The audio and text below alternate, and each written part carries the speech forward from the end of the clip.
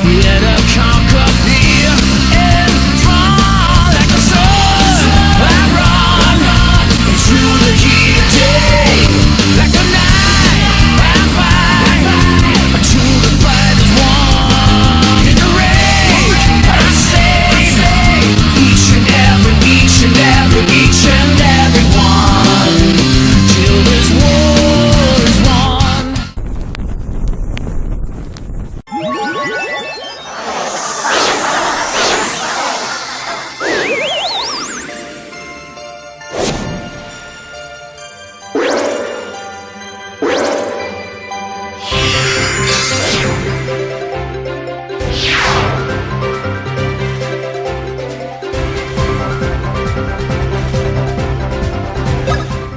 If there's one thing I love and hate about the Mario RPGs, it's just how long they've been lasting. I remember back when Super Mario RPG was where we started, a typical story about a superpowered maniac using magic to take over the world.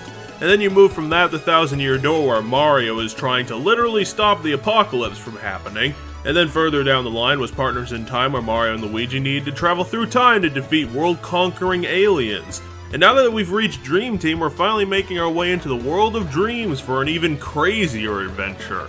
Well, it's crazier than the typical at least, since just like Super Mario Sunshine, Dream Team kicks off with the Mushroom Crew going to a dream research island in search of a terrific vacation destination, and it was nice of Dream Team to tip its hand and show its cards to us about what to expect from the game in the first 5 minutes, like the world's worst poker player throwing their hand on the table after the first ante and bolting from the room, with the inclusion of our old friend Broke Monsieur playing the Pillow Castle Butler for no discernible reason. Yep, AlphaDream's doing that thing that developers do when they accidentally create 10 out of 10 masterpieces, and that is playing a bafflingly pathetic greatest hits record. The game brings back almost every recognizable character from the Mario and Luigi franchise into Dream Team as cameo appearances. Kyrie Koopa is running the Photoshop side quest, Starlow's back to tag along and help the Mario Brothers save the day, that weird massage lady is back as Queen of the Beach, somehow. Unfortunately, Prince Peasley seems to have misplaced his plane ticket, and that just leaves Popple, who does his usual shtick. The big problem with these cameos is that none of the characters remember Mario and Luigi, so the fan service is completely squandered. It's not like that it's been 40 years in between games, and I'm sure that Popple could at least remember the 2 people that he had a vendetta to the death against, especially one who trounced his butt 4 times. Hell, Popple's cameo is so abysmal that by the end of its arc, he decides out of nowhere to team up with Mario and Luigi to beat a boss where he does nothing but hurt them, and then betrays them afterwards for no reason. There are points with this game where the only thing you can say is, what the hell were you thinking? It's actually a bigger issue affecting the entirety of the game. I said before that Dream Team has some amazingly strange drawbacks, and boy howdy is this one a doozy. AlphaDream Corporation, makers of the brilliant and quirky Bowser's Inside Story 2 years ago, moved on to Dream Team and created a story so messy and nonsensical that a waterfall running for city council would pale in comparison. It's actually astounding that I can say that the plot of Dream Team is such a mismanaged pile with the pedigree that AlphaDream has been building up over its last 3 games. But when a game fucks up, it fucks up. And this is a fuck up in one of the fundamentals that an RPG needs to work, where AlphaDream screwed itself to the wall. I have not seen a game so terrible at world building since Halo 5, and when that happens in a turn-based JRPG, that's not a good thing! This game simply has plot devices falling out of its ass and is completely ridiculous. The villain of the game uses a dream music spell to put the entire island to sleep and it doesn't work. Then it has these dream points where the player can create portals to the dream world. Then it has dream eggs that the player needs to grab in order to expand the dream world and hide the Princess Peach. Then the player has to make some mythical bed to reach a previously unreachable part of the dream world. And then there's the ultimate plot device, the Dream Stone, that the villains have for over half the game and can use it to grant infinite wishes, yet somehow they don't actually win in the end, spoiler alert, because the villains of this game are really stupid. And Tasma is a horrendous villain, almost to the level of bad Call of Duty games. All Phantasma has going for him is dream magic, being a Dracula ripoff, and his cringe-inducing accent. It's like someone tried to write a script for a Russian impression during open mic night. Phantasma is such a weak villain that he convinces Bowser to gang up with him early on, and then their tag team is the one that steals the princess. Again, the bad writing of this game totally screws with Dream Team because the game doesn't give a good final goal for the player to actually be aiming for. Back in Bowser's Inside Story, it was incredibly simple. Bowser got his shit stolen by Fawful and therefore goes on this ridiculous revenge quest to get it back and punch him in the face. But since the plot of Dream Team is so ham-fistedly put together, by the end of it I was starting to think the ultimate motivation Mario and Luigi had to break up Phantasma and Bowser's team up was just so the island could be safe enough for all three of them to continue their damn vacation. The ultimate goal of the game, I found out later, was basically to save the Pillow Kingdom from its petrified state, and, you know, that would be fine enough for an objective, but one, it's never really established as a thing that the player should care about, and two, it's a very boring island that I don't think a lot of people would care enough to actually save, and finally, none of the NPCs are endearing enough for me to bother stopping Phantasma and Bowser, much less go to the 100% completion of freeing all the pillows from their petrification. Once again, AlphaDream hits a major snag in making a successful follow-up to Bowser's Inside Story, and that is that Mario and Luigi Dream Team isn't funny. The comedy in this game is a complete bomb, and that's because, for whatever reason, AlphaDream thought that it would be a great idea to bet the farm on intentionally bad jokes. The worst type of comedy imaginable. A bit of a warning, if you cannot stand feeling cringed, then please skip ahead a few minutes in the video since the next clips will actually hurt you. In one part of the game, we literally meet a character whose sole character trait is being a bad comedian, and these lines show why being deliberately not funny is the worst thing a funny man could do. It doesn't get much better later, as seen in this exchange with Dreambird trying to blow past the idea that he could actually not know something about the island that he rules. And then if that's not bad enough, this is the actual, factual ending the game decided to go for.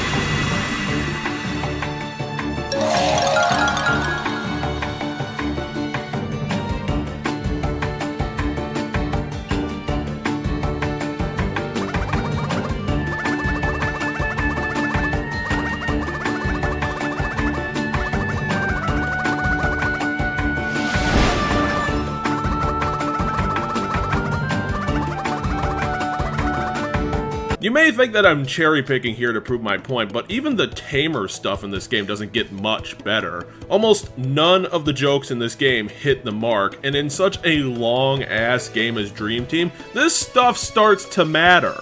It's more of a personal problem I had while playing Mario and Luigi Dream Team is that I found it to be a literal patience grinder, and if I was playing this game recreationally, I probably would have put it down permanently at the halfway mark. Even with a margin of error on my part, I estimate that this game blind will take a player 30 hours to get through, and that is absurd. That's actually the longest Mario RPG produced to date, and it is such a goddamn grind to get through this game. None of the comedy hits its marks, the plot doesn't make any sense at any point, all of the NPCs in the game are annoying as hell, and the game certainly isn't doing itself any favors by constantly comparing itself to Bowser's Inside Story. Case in point, the reintroduction of Starlo for no reason. Now, Starlo in Bowser's Inside Story was one of the best characters you could find to fill in the typical explainy guy role of Mario and Luigi's companion character. He was charming, witty, and a no-caring son of a gun, and in the fabricated role of Chippy, he played the perfect straight man to Bowser's my way or the highway style of negotiation. However, in the terribly written days of Dream Team, Starlo turns from charming fiend to obnoxious dick. He's lost all of his humor and cutting remarks, and most of the time starts flat out insulting half of the people he meets. What makes this worse is that there's actually no space for Starlo to fit in the game, making the only reason AlphaDream put him here is more Inside Story name recognition. It's because Dream Team already filled the role of sidekick explainy guy and gave it to Prince Dreambert, and he does an adequate enough job. Starlo is the perfect example of a third wheel no one needs. And I'm sure that the sentiment was similar when AlphaDream shook up the entire art style of the franchise to fit a game onto the newfangled 3DS. I get that this is going to be a completely subjective thing, but when AlphaDream decided to leave behind that lovely pixel art style of game for this airbrush 3D type of thing, they lost a lot of charm from those original games in terms of their animation. AlphaDream has always had this brilliant style because they worked really hard with what they were able to do on a handheld engine. Now that everything is in 3D, the animation and comedy skits are not impressive and they're not creative enough, keeping in mind that Dream Team is already a really badly written game. Here's another example just to show this lapse. It's amazing to think that not much was gained with these new graphics, yet AlphaDream devoted around 20 to 25 employees just to work on the backgrounds. Maybe that time should have been spent more on gameplay design, because the other half of what an RPG needs to be good is also complete shit, and that is Dream Team's combat blows out the ass.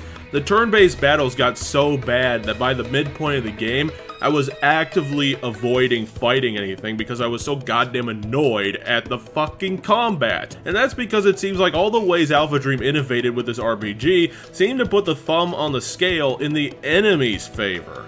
I know that Inside Story did this at times, since the Mario and Luigi series has always been an action RPG sort of thing with long attack strings for some challenging dodges, but Dream Team takes that cake and rockets into the sky.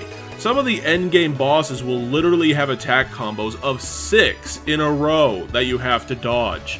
6 attacks to dodge before you are allowed to get your turn, and that is absurd. It gets even worse when these combos don't factor into the damage, so there is a good chance that you'll end up dying from a full health bar halfway through a combo while you are trying to learn the attack timings.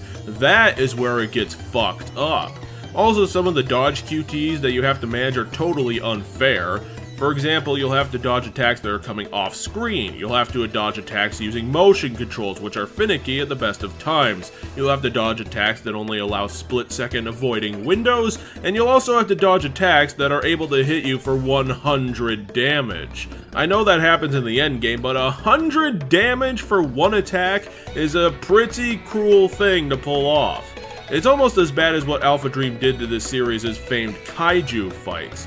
Now, Inside Story was the innovative genius that patented the kaiju fights and pulled off creative and hilarious boss fights with Bowser getting into scrapes with totally off-the-wall enemies like a bunch of castles and a locomotive. There are huge differences between the two games that make Inside Stories fun and exhilarating, while Dream Teams are repetitive and irritating. The first is that Inside Stories were well written, pitting Bowser against enemies that kept insulting him and drive the player to help the game's anti-hero to shut them up, while Mario and Luigi and Dream Team do not speak, making it hard for the player to get immersed in the fight and want to take it seriously. Inside Story's plot required that before each kaiju fight, the boss literally had to kill Bowser before it could get started, giving the player another way to get immersed in defeating the enemy and excited about doing so after they completed the adrenaline minigame, whereas Dream Team only requires that Luigi's subconscious gets scared enough in the dream world to activate his kaiju mode, and that begs the question of why can't Luigi do this all the time if all it needs is for him to get a bit scared? Then there's the big difference. The combat in Dream Team is terrible. constant enemy attacks to dodge, so many complicated, hard to time QTEs, and barely enough time to heal before Luigi has to dance the dance all over again. Also, all the kaiju fights in Dream Team happen in the dream world, so it takes away the creativity of those fights from Inside Story when literally anything could be the boss. A giant snow cone, a possessed tree, or some sort of robot built out of residences. Overall, I keep saying to myself with this one that I had fun with the game and I'd recommend it, but I still can't think of why. The plot doesn't make any sense, all the characters are annoying, the combat is the worst, and the game can never bloody well end. It has tons of objectives and turns like Inside Story did, but since there's not a clear goal in mind for any of it, it never seems to go anywhere or do anything, and that makes it hard to remember what I was doing in the game in the first place. I remember the mountain climbing quest only because it was so oddly fetishistic about muscles and exercise to the point I was getting uncomfortable. So, why did I like this game? I suppose it was generally entertaining enough, and that might have been it. It's an average time sink game. Like I said, it takes bloody ages to finish it since it's such a slow-paced game. It's able to hold your attention as long as you can deal with how much Dream Team grinds on your patience. It'll hold your attention, but you got to meet the game halfway. But if you did finish Inside Story and are excited for an Inside Story 2, I'd say that this game is a definite miss. It pales in comparison. So with that out of the way, we will return to the console-based thing on a next video. I will set upon my numbers for this game